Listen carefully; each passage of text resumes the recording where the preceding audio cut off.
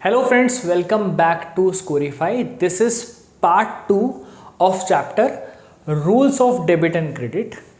इससे पहले हम पार्ट 1 में तो बहुत ही इम्पॉर्टेंट टॉपिक पढ़ चुके हैं, double entry system and meaning of debit and credit. और इस वीडियो क्लास में हम लोग इस चैप्टर का third and last topic rules of debit and credit पढ़ने वाले हैं, जो एक्चुअली में इस चैप्टर का नाम भी है, टाइटल भी है। ठीक है, तो वीडियो को पूरा देखें, एक एक पॉइंट, एक एक टॉपिक डिटेल में डिस्कस करने वाला हूं। तो चलिए स्टार्ट करते हैं हमारी आज की वीडियो क्लास। दोस्तों, टॉपिक स्टार्ट करने से पहले मैं आपको बता देता हूं कि हम rules of debit and credit क्यों पढ़ते हैं। देखिए, इससे पहले वीडियो में मैं आपको बता चुका हूं कि every business transaction has to aspect, मतलब हर बिजनेस ट्रांजैक्शन के दो एस्पेक्ट होते हैं। ठीक है, अब इन दोनों एस्पेक्ट को हम लोग रिकॉर्ड करते हैं। तो कौन सा एस्पेक्ट डेबिट साइड रिकॉर्ड किया जाए एक अकाउंट के और कौन सा क्रेडिट साइड रिकॉर्ड किया जाए एक अकाउंट के, ये हमें पता चलता है डेबिट और क्रेडिट के रूल्स पढ़कर। तो इसी वजह से हम डेबिट और क्रेडिट के रूल्स पढ़ते हैं। ठीक, अब अकाउंटिंग करते टाइम जब हम डेबिट और क्रेडिट के रूल्स पढ़ते हैं तो दो ही रूल्स होते हैं बस, डेबिट एंड क्रेडिट के दो ही अप्रोचेज हैं। पहली मॉडर्न अप्रोच, दूसरी ट्रेडिशनल अप्रोच। मॉडर्न अप्रोच को हम अमेरिकन रूल्स या फिर अकाउंटिंग इक्वेशन अप्रोच भी बोलते हैं, वहीं ट्रेडिशनल अप्रोच को हम इंग्लिश रूल्स और गोल्डन रूल्स भी बोलते हैं। पहले मैं आपको मॉडर्न अप्रोच बताने वाला हूँ। देखिए, मॉडर्न अप्रोच के अकॉर्डिंग अकाउंट को क्लासीफाई किया जाता है, 5 हिस्सों में डिवाइड कर दिया जाता है। इसका मतलब ये है कि मॉडर्न अप्रोच ये कहता है कि हम अकाउंटिंग करते टाइम जितने भी अकाउंट ओपन करते हैं वो 5 तरह के होते हैं बस। फॉर एग्जांपल, अगर मैंने फर्नीचर अकाउंट ओपन किया तो फर्नीचर अकाउंट एसेट अकाउंट है। सैलरी अकाउंट ओपन किया तो एक्सपेंस अकाउंट है। क्रेडिटर अकाउंट ओपन किया तो लाइबिलिटी अकाउंट है। सेल्स अकाउंट ओपन किया तो इनकम अकाउंट या रेवेन्यू अकाउंट है। वहीं अगर ओनर ने पैसा बिजनेस में इन्वेस्ट किया है तो कैपिटल है, उसके लिए कैपिटल अकाउंट ओपन किया जाएगा। तो आप अकाउंटिंग करते टाइम जितने भी अकाउंट ओपन करते हैं, जितने भी, वो सारे के सारे अकाउंट इन 5 ही अकाउंट में कहीं ना कहीं लाई करेंगे। ठीक है, तो मॉडर्न अप्रोच कहता है कि अकाउंट 5 तरह के होते हैं। ठीक, अब रूल क्या है? देखिए, अकॉर्डिंग टू मॉडर्न अप्रोच एक अकाउंट के इंक्रीज और डिक्रीज को रिकॉर्ड करता है। मतलब एक अकाउंट का इंक्रीज और डिक्रीज बताता है कि वो डेबिट होगा या क्रेडिट होगा। जैसे कि एसेट अकाउंट का क्या रूल है? देखिए, एसेट अकाउंट का रूल ये है कि अगर एसेट इंक्रीज होगी तो डेबिट होगी, डिक्रीज होगी तो क्रेडिट होगी। फॉर एग्जाम्पल, हमने फर्नीचर खरीदा बिजनेस में, फर्नीचर आया यानी कि फर्नीचर इंक्रीज हुआ तो फर्नीचर अकाउंट डेबिट होगा।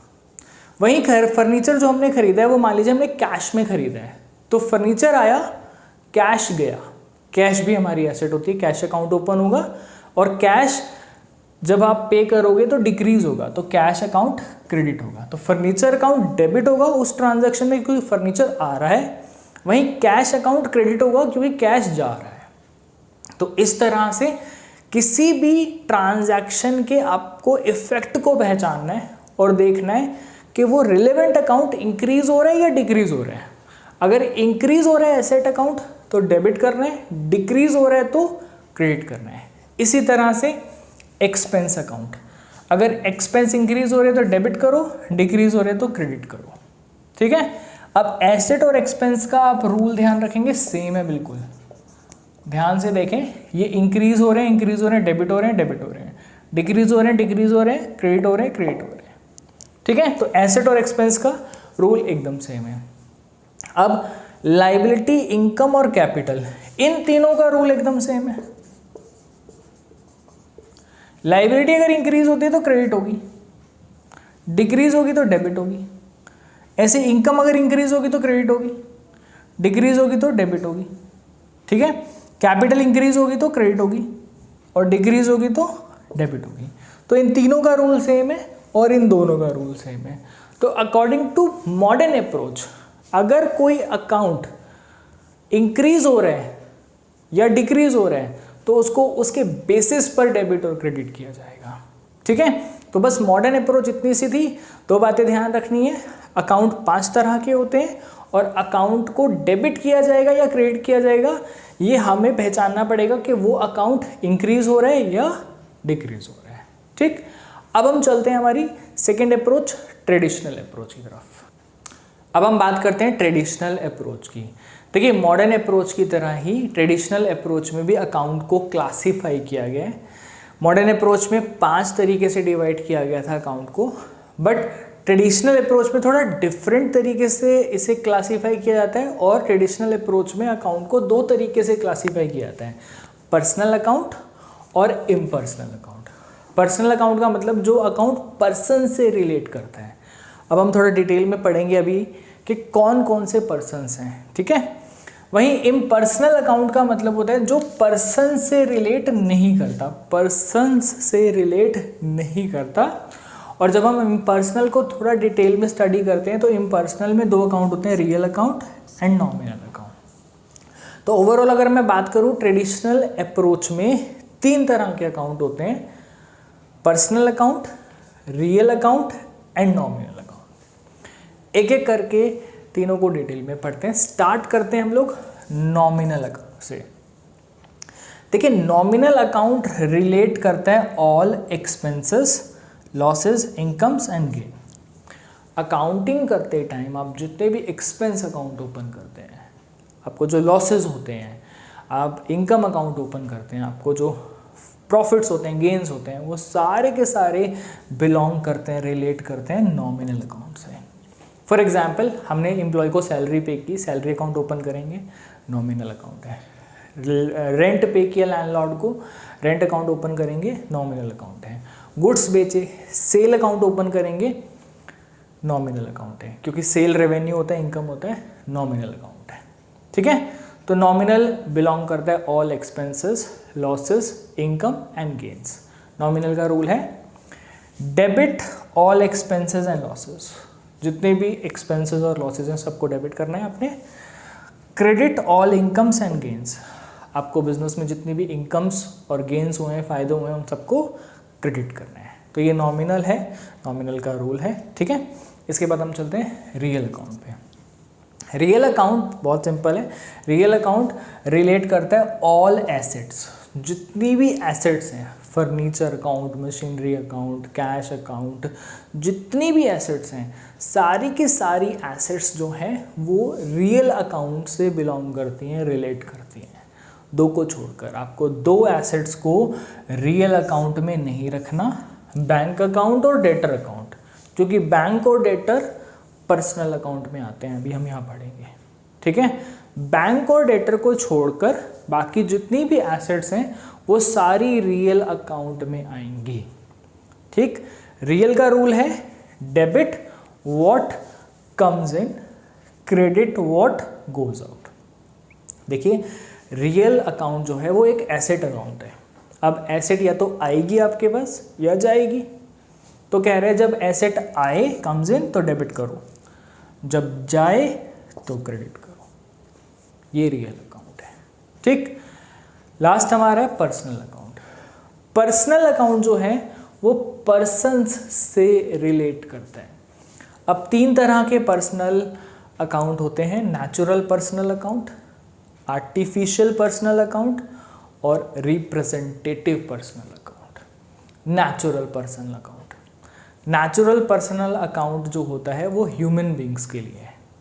जब भी हम अकाउंटिंग करते टाइम इंसानों के नाम से, इंडिविजुअल्स के नाम से अकाउंट ओपन करते हैं, वो नेचुरल पर्सनल अकाउंट है। जैसे Ram account, Shyam account, Ravi account. ठीक है, इंडिविजुअल के नाम से जितने भी अकाउंट ओपन करेंगे वो नेचुरल पर्सनल अकाउंट है। ठीक, सेकेंड है आर्टिफिशियल पर्सनल। ये अकाउंट रिलेट करते हैं ऑर्गेनाइजेशंस के, जितनी भी ऑर्गेनाइजेशन के हम नाम से अकाउंट ओपन करेंगे, ठीक है, वो आर्टिफिशियल पर्सनल अकाउंट होंगे।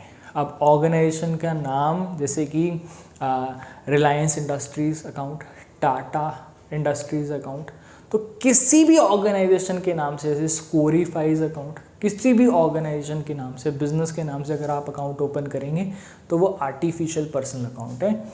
Example firms account, companies account, bank account. देखिए बैंक अकाउंट इसीलिए बैंक यहाँ नहीं आएगा, बैंक यहाँ बिलोंग करेगा। तो बैंक अकाउंट आप याद रखेंगे आर्टिफिशियल पर्सनल अकाउंट है, ठीक है। इसके बाद थर्ड आता है रिप्रेजेंटेटिव पर्सनल अकाउंट। रिप्रेजेंटेटिव का मतलब होता है हम अकाउंटिंग करते टाइम कुछ ऐसे अकाउंट ओपन करते हैं जो पर्सन और ग्रुप ऑफ पर्सन्स को रिप्रेजेंट करते हैं। एग्जाम्पल है हमारे पास कैपिटल अकाउंट और ड्राइंग अकाउंट।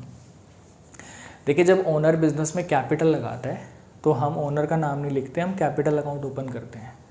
जैसे ही पर्सनल यूज़ के लिए जब वो अमाउंट विड्रॉ करता है बिजनेस से तो हम ओनर का नाम तब भी नहीं लिखते, हम ड्राइंग अकाउंट ओपन करते हैं। तो कैपिटल अकाउंट और ड्राइंग अकाउंट ये दोनों अकाउंट ओनर को रिप्रेजेंट करते हैं, ठीक है। ऐसी डेटर अकाउंट और क्रेडिटर अकाउंट। डेटर्स अकाउंट जो होता है, डेटर का मतलब होता है जब हम अपने कस्टमर्स को उधार गुड्स बेचते हैं, ठीक है, जिनको उधार में गुड्स बेचे, क्रेडिट पर गुड्स बेचे, वो हमारे डेटर है। तो जब हम बहुत सारे डेटर्स को का एक अकाउंट बनाते हैं उसे हम बोलते हैं डेटर्स अकाउंट। तो डेटर अकाउंट बेसिकली बहुत सारे कस्टमर्स को रिप्रेजेंट करता है जो हमसे उधार गुड्स लेकर गए हैं। सिमिलरली क्रेडिटर अकाउंट भी इसी तरह से बहुत सारे सप्लायर्स को रिप्रेजेंट करता है। क्रेडिटर का मतलब होता है कि जब हम उधार गुड्स खरीदते हैं, किससे खरीदते हैं? सप्लायर्स से। तो हम जब बहुत सारे सप्लायर्स का एक अकाउंट बनाते हैं तो उसे क्रेडिटर्स अकाउंट बोलते हैं, ठीक है। तो क्रेडिटर्स अकाउंट बहुत सारे सप्लायर्स को रिप्रेजेंट कर रहा है जिनसे हमने उधार गुड्स खरीदे हैं, ठीक है। तो ये भी रिप्रेजेंटेटिव अकाउंट है। उसके बाद है outstanding expense, prepaid expense, accrued income और एडवांस इनकम। देखिए एक्सपेंस और इनकम ये दोनों जो अकाउंट है ये नॉमिनल अकाउंट से बिलोंग करते हैं, लेकिन अगर हम प्रीफिक्स और सफिक्स लगा दें एक्सपेंस और इनकम के साथ तो इनका मीनिंग बदल जाता है और फिर ये रिप्रेजेंटेटिव पर्सनल अकाउंट बन जाते हैं। एग्जाम्पल हमने एक्सपेंस के आगे आउटस्टैंडिंग लगा दिया, सफिक्स प्रीफिक्स लगा दिया, ठीक है, आउटस्टैंडिंग। तो इसका मतलब होता है आउटस्टैंडिंग एक्सपेंस का मतलब होता है expense due but not paid. और अगर आप एक्सपेंस ड्यू हो गया पे नहीं करते तो वो लाइबिलिटी बन जाता है, ठीक है। और लाइबिलिटी सारी की सारी रिप्रेजेंटेटिव पर्सनल अकाउंट से बिलोंग करती है। तो बदल गया बिल्कुल नेचर, खाली एक्सपेंस नॉमिनल है बट एक्सपेंस के साथ हमने अगर सफिक्स लगा दिया आउटस्टैंडिंग या प्रीफिक्स लगा दिया, ठीक है, तो इसका मीनिंग बदल जाता है। तो जैसे ही सफिक्स और प्रीफिक्स लगाते हैं आप एक्सपेंस और इनकम के साथ तो ये रिप्रेजेंटेटिव बन जाते हैं। इसीलिए outstanding expense, prepaid expense, accrued income, advance income, ये सारे के सारे रिप्रेजेंटेटिव हैं। रिप्रेजेंटेटिव में आप और भी एग्जाम्पल्स ऐड कर सकते हैं, bills receivables, bills payable, reserves, provisions, ठीक है। तो ये सारे के सारे अकाउंट हमारे रिप्रेजेंटेटिव होते हैं। तो याद रखेंगे पर्सनल अकाउंट में 3 अकाउंट होते हैं, natural person, artificial person, representative person. और पर्सनल अकाउंट का रूल है debit the receiver, credit the giver. देखिए पर्सनल अकाउंट किसी पर्सन से बिलोंग करता है। अब पर्सन या तो रिसीवर होगा या गिवर होगा, ठीक है। तो इसीलिए डेबिट द रिसीवर, जो रिसीवर है उसे डेबिट करो और जो गिवर है उसे क्रेडिट करो, ठीक। तो ये थे हमारे rules of debit and credit, modern approach and traditional approach. I hope आप लोगों को समझ में आया होगा। और ऐसी वीडियोस देखने के लिए चैनल को सब्सक्राइब करें। मिलते हैं नेक्स्ट वीडियो में। Till then bye bye.